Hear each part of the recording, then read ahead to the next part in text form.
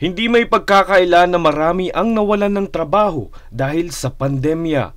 Isa na nga rito si Aling Alma na dating sales manager na 4 na taon nang walang trabaho mula noong pandemya.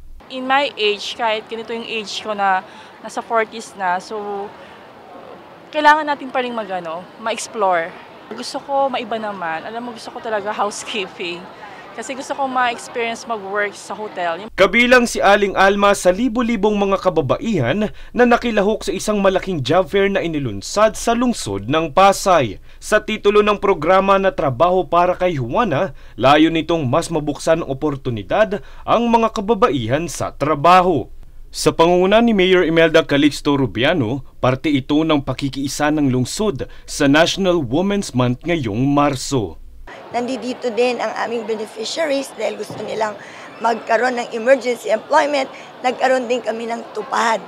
Bukod sa 6,000 mga bakanting posisyon ay mayroong 147 benepisyaryo ng tupad program.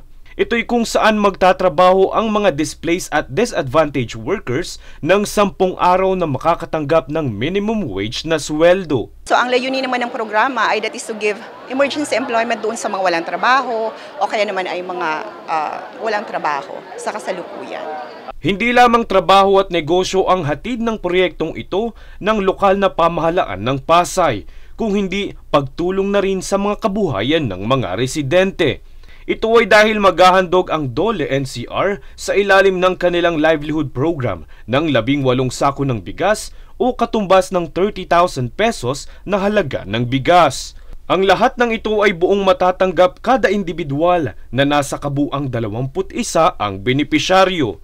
Dagdag pa rito, pagtitiyak ni Mayor Calixto Rubiano, mataas ang tsansa ng mga residente ng Pasay na makakuha ng trabaho, hindi lamang ang mga kabataan, kung hindi pati na rin ang mga senior citizens, PWD at mga hindi nakapagtapos ng kolehiyo sa nasabing job fair.